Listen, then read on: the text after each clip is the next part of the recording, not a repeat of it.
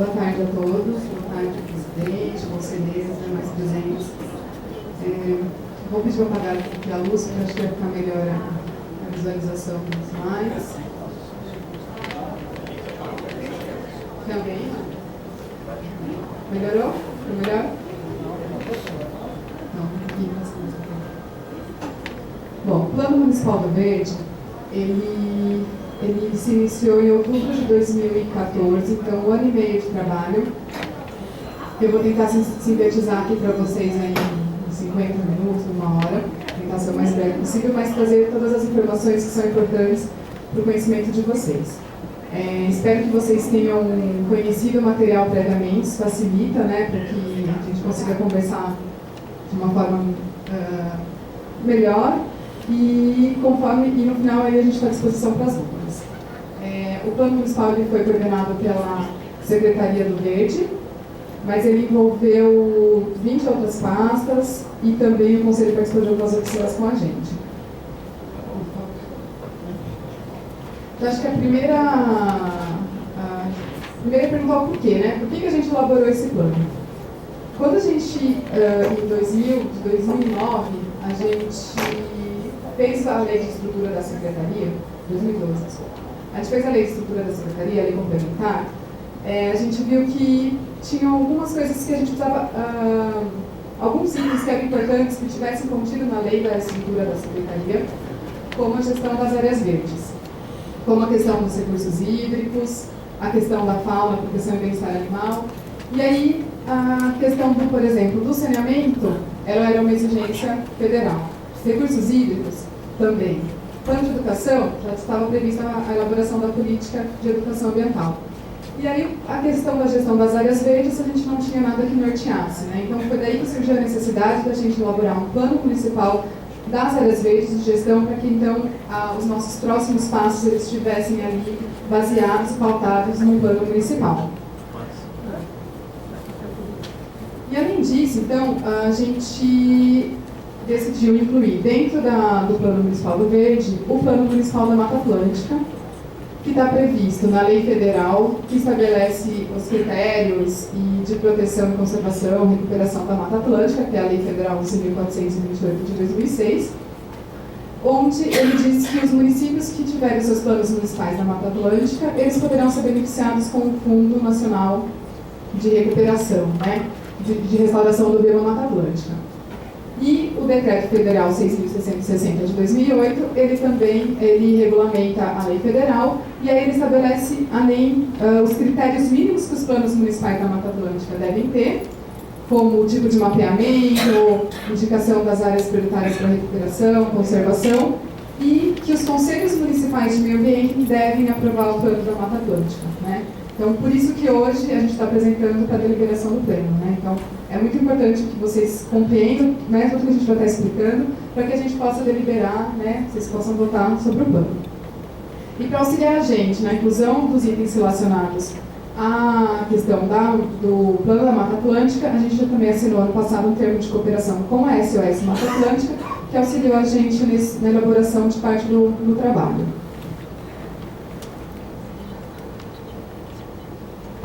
E aí, então, como que a gente organizou esse documento? São 4 principais documentos. No site são disponibilizados cerca de 20 documentos, que tem relatórios, registro de todas as oficinas, todos os documentos que a gente foi gerando, consulta pública, estão todos disponibilizados. Mas os principais são esses 4. Então, o primeiro é o documento orientador, que estabelece, então, foi onde a gente começou a pensar sobre o plano. Então, quais as perguntas-chave que a gente queria, o objetivo, a metodologia que a gente escolheu, né, para elaborar o plano. Então, tudo está constando nesse documento orientador. Em seguida, então, a gente iniciou o diagnóstico. Ele foi finalizado em agosto do ano passado. E, além da parte técnica, ele contemplou, então, 6 oficinas participativas com a população, 2 ou 3 com o CONDEMA, uma consulta pública para fechar a fase de diagnóstico, que foi em abril. E aí o material, então, disponibilizado em agosto. A fase de prognóstico, que então onde a gente estabeleceu cenários em cima das propostas que a gente foi fazendo para melhorar o diagnóstico, né, o cenário atual que a gente tem. E, por fim, o eixo articulador, então onde a gente reúne esses documentos e faz, então, a proposição de ações, de atividades e programas de gestão das áreas. E aí, então, não sei se está muito claro de ler, enfim, mas vou elencar aqui algumas perguntas que surgiram para a gente. Eu acho que melhorou um pouquinho. Não? Bom, então assim, as principais perguntas, né, quando a gente sentou para elaborar esse plano, o que foi surgindo, né? Então assim, primeira coisa, qual o entendimento que a gente tem sobre a área verde? O que é a área verde? Quais as funções que ela exerce? Então a gente escreveu algumas perguntas para tentar respondê-las nesse documento, né? Que tipo de categoria de área verde a gente quer? Que atributos mínimos elas têm que ter para que sejam consideradas uma área verde, para garantir as funções que elas possuem? Como estão distribuídas? Elas estão de forma homogênea? Não estão? São acessíveis? São suficientes? Precisa ter uma melhor distribuição de alguns tipos de áreas verdes? Então, foram as dúvidas, né?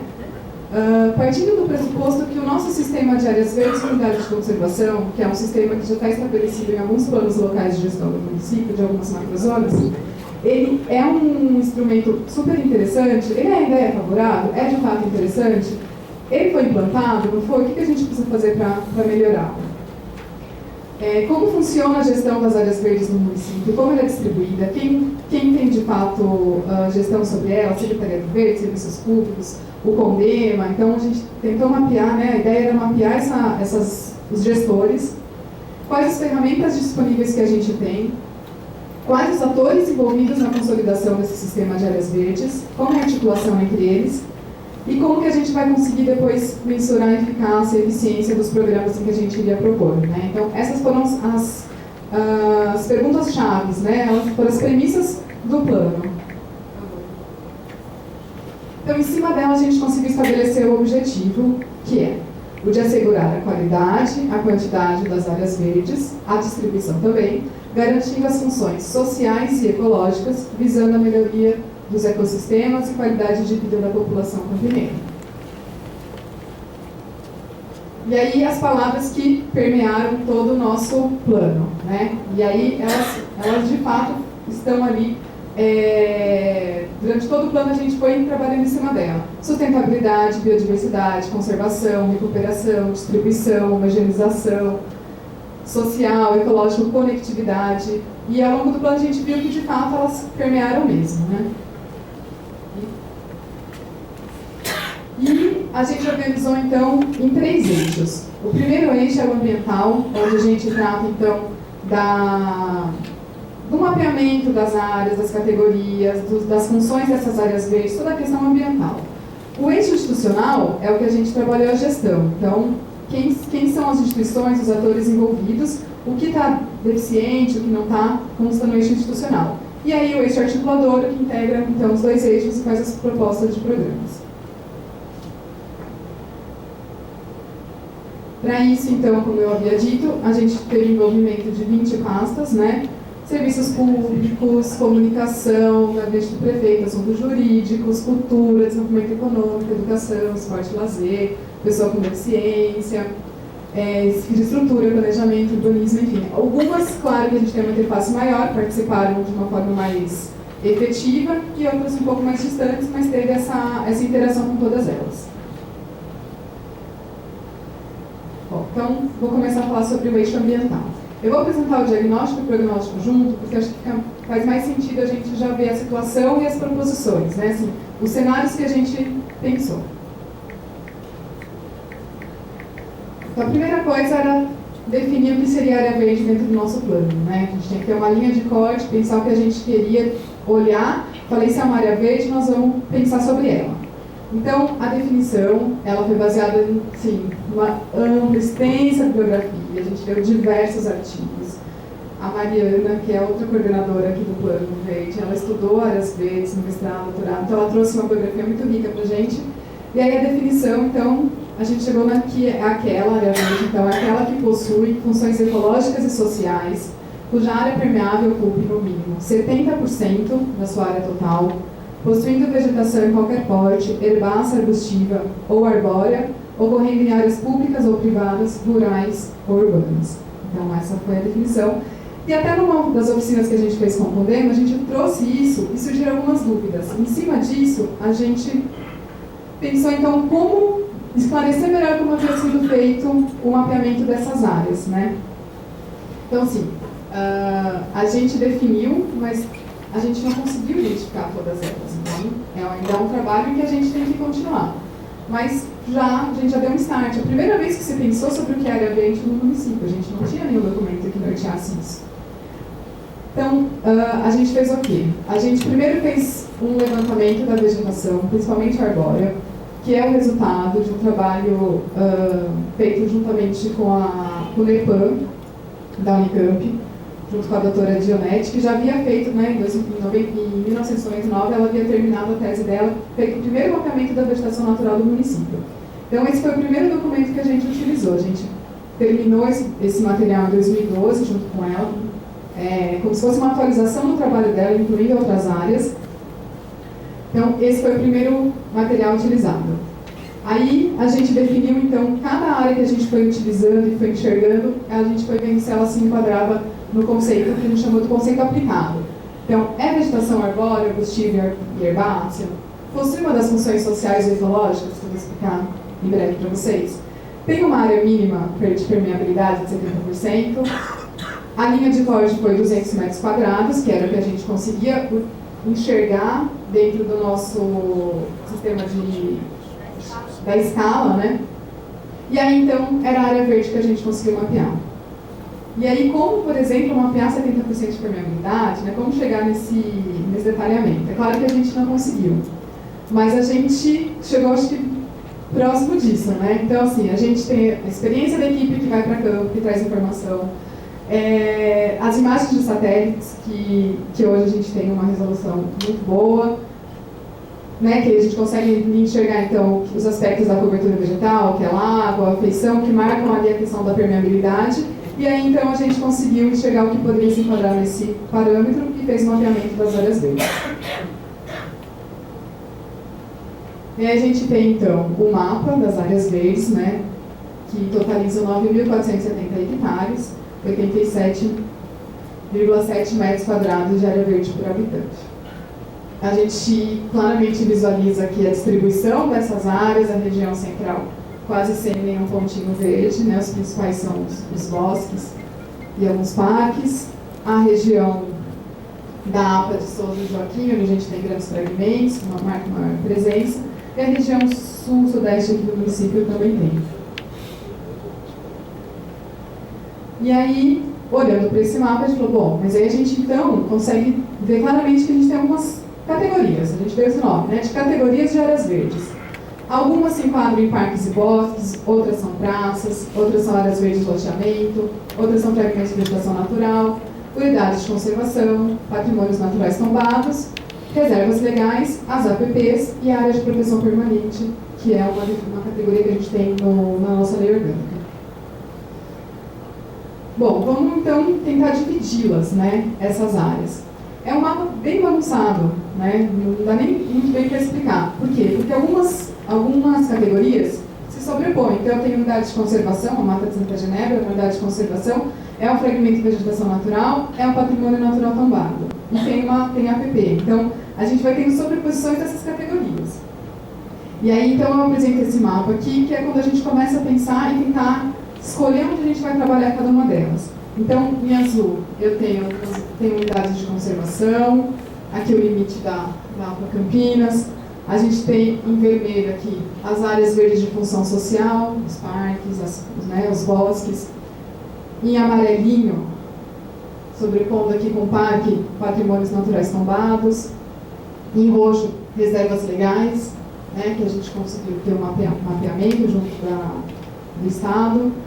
As áreas de proteção permanente preservadas, então, de fato, que a gente tem de vegetação, que são essas minhoquinhas verdes, e os fragmentos de vegetação natural mais escuros. Então, esse é o mapa das categorias das áreas verdes que a gente conseguiu finalizar.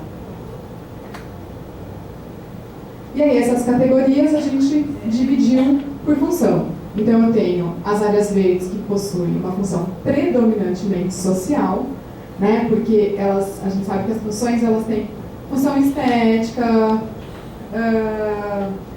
econômica, paisagística, ecológica, né? Inúmeras. As áreas verdes têm inúmeras funções, mas a gente escolheu duas onde uma delas se sobressaía sobre a outra.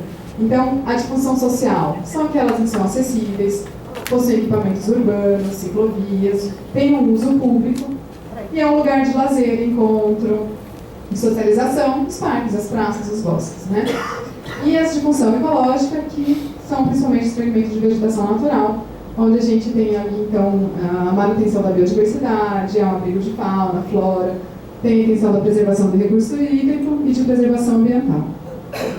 E aí, então, foi em cima dessa divisão que a gente trabalhou no plano.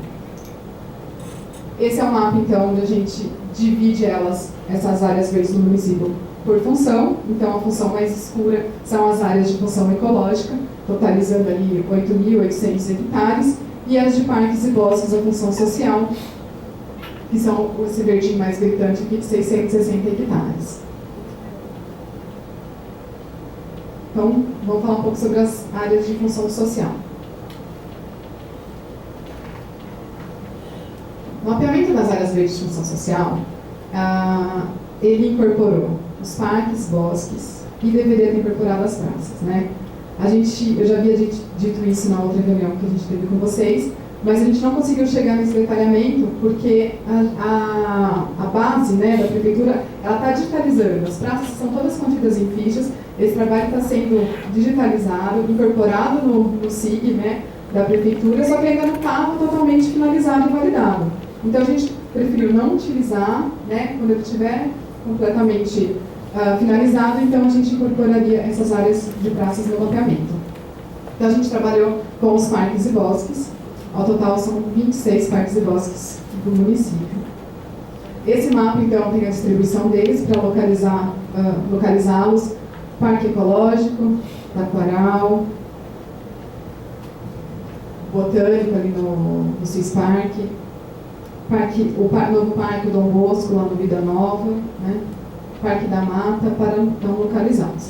E ele está dividido por UTB, que foi a unidade territorial que a gente escolheu para conseguir analisar a distribuição, por exemplo, dessas áreas verdes.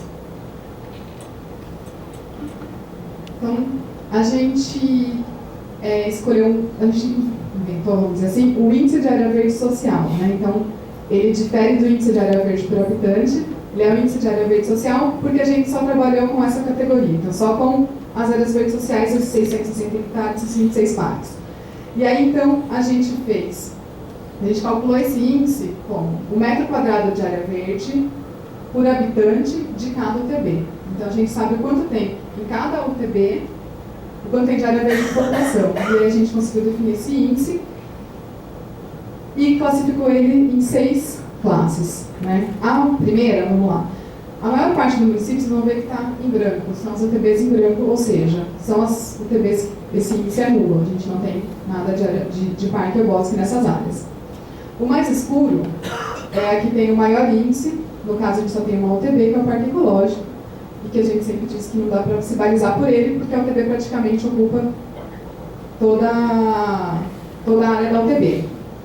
E aí, então, a gente tem, na categoria muito baixo, 11 UTBs, que é esse verdinho aqui mais claro. Na baixo, 5 UTBs, que é esse verde aqui. No médio, 7. Vocês estão para chegar direito. E aí, então, na UTB, que teria o mais alto, exceto, o índice mais alto, exceto do Parque Ecológico, são 2 UTBs. Então, a gente já consegue ver onde está faltando, como está distribuído e pensar numa melhor homogeneização dessas áreas. Bom, aí só saber o que tem esse índice, a gente achou que não era o suficiente, né? Então, a gente pensou na questão de acessibilidade. Alguns trabalhos, né, que foi inclusive que a gente supervisou da English Network, ele diz que a população poderia caminhar até 25 minutos ou 2.500 metros para chegar numa área verde, que esse seria uma distância razoável. E aí, então, a gente partiu desse trabalho, e aí a gente definiu raios a cada 500 metros de cada área verde, pensando na acessibilidade. para poder enxergar então as lacunas. Tudo bem que então aquela UTB não está contemplada, mas ele chega, então a população está perto de uma área verde? Bom, aí a gente já conseguiria enxergar de uma outra forma. E aí então, esse mapa, cada buffer de cada cor significa 500 metros, a mais escura é a mais distante, e o que está em branco não tem área verde, não tem acesso. Né? Então, a gente fez o nosso mapa de acessibilidade. E aí, quando a gente junta o do índice de área verde social com o de acessibilidade, a gente finaliza ele num mapa que a gente chamou de déficit das áreas verdes sociais. Então, ou seja, eu consigo enxergar aonde não tem e está distante, que são as áreas mais escuras do mapa. Ou seja, onde eu deveria indicar a implantação de novas áreas verdes, novos parques e bosques nessas áreas. Então, esse é o nosso mapa do déficit, a gente classificou ele em 8 categorias, né? Para enxergar, então, essas nuances. Então, aqui a gente finaliza o mapa do nosso diagnóstico, né? Bom, aí uma outra etapa, então, para a gente analisar a questão das áreas verdes sociais é identificar as diretrizes que hoje já existem. Então, a gente buscou o que tinha no plano diretor, o que tinha nos planos locais das macrozonas, o que já havia sido pensado, né? Vamos resgatar esse material que está em lei, inclusive, né? E aí a gente colocou todas as diretrizes, principalmente de parques lineares, que esses documentos traziam para a gente, que totalizam 5, 12, cerca de 50 parques, acho que é isso. Tinha umas 50 parques. Por exemplo, a macrozona 5, esse mapa está dividido por macrozona, né? A macrozona 5, praticamente todas as áreas de preservação permanente estavam indicadas como parque linear. Interessante, mas a gente não consegue fazer, né? Então, a gente foi enxergar isso, fomos para campo, para ver quantos desses parques foram implantados. Nenhum. Por quê? Bom, então, o pessoal foi para campo e olhou e a gente elencou 7 problemas para eles irem para campo e verificar ali a situação.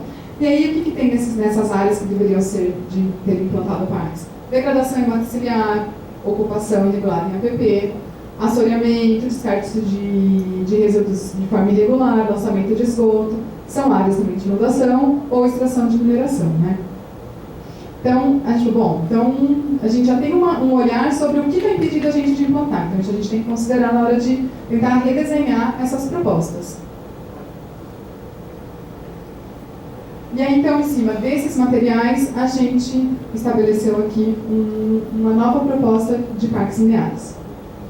Por que parques lineares, né? Porque o parque linear, ele associa tanto a recuperação das áreas de preservação permanente, com o uso social. A gente sabe que, principalmente nas áreas urbanas, a gente recupera a planta no dia seguinte e degrada. Então, quando a população se apodera daquela área, ela vai cuidar, vai usar, ela vai poder ter a ciclovia, ter o equipamento de lazer. Então, isso também traz uma garantia para a gente da recuperação, né? Então, a gente entende que o parque linear é um instrumento super importante e eficaz. E aí, então, a gente redesenhou, a gente pegou primeiro aqueles parques lineares que estavam propostos em complementar, olhamos um por um, vimos aqueles que haviam chances de ser de fato implantados e redesenhamos outros. Então, todos esses tracinhos, essas minhoquinhas, são parques lineares. Ao todo, são 49 trechos, que tem 940 hectares. Então, quando a gente conseguir implantar, a gente chega em 1.600 hectares de parques e bosques no município. E a gente classificou eles, então, em 5 categorias de prioridade, já indicando para a gente por onde a gente tem que começar. E esse grau a gente estabeleceu em cima do mapa do déficit. Então, vamos implantar aonde? Aonde é mais carente. Aonde o mapa mostrou para a gente que está mais necessitário, né? Bom, e aí, então, a gente fez alguns cenários para ver a situação que, se a gente não fizer nada ou implantar, o que vai acontecer em cima do nosso IAVS, o Índice de Área Verde Social, por favor. Então, eu trago de novo aquele primeiro mapa, que é o diagnóstico, a situação que a gente tem hoje no nosso Índice de Área Verde Social. Então, olhem bem para ele, enxerguem aí o quanto a gente tem de área verde social, que está nulo, ou por categoria, né? E aí, em 2025, se a gente não implantar nada, e aumento da população, nosso índice de área verde social, que hoje é de 6,2 metros quadrados por habitante, ele cai para 5,3. Então, a gente tem isso em 10 anos, né? Então, aumentando a população nos próximos 10 anos, sem a implantação de novas áreas. E aí, então, a gente já consegue enxergar a situação dele Por favor, Gui. E caso a gente implante, olha como ele fica mais verdinho, olha a quantidade de UTBs em que a gente consegue melhorar a situação, né? Então ele fica muito mais homogêneo do que com aquelas lacunas que a gente tinha antes. E aí o índice, ele praticamente dobra de 6 para 12,8 metros quadrados de habitantes. Aqui eu trouxe uma tabelinha a gente fez diversos cenários, na verdade. A gente fez assim, até 2020 implantando 50%, com a população chegando nessa área. No plano a gente fez diversas simulações, mas eu trouxe só essas, né, para vocês, os extremos. Daqui 10 anos implantando ou não implantando nada.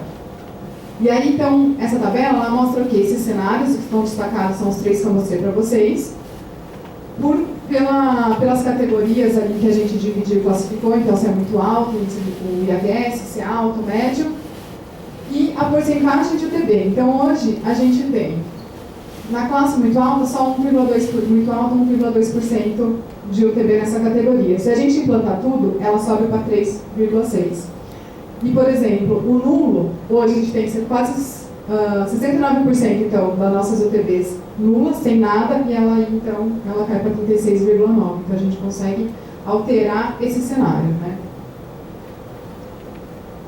E aí eu trouxe também para vocês o mapa do déficit, que a gente também fez essa simulação implantando nada ou implantando tudo daqui a 10 anos.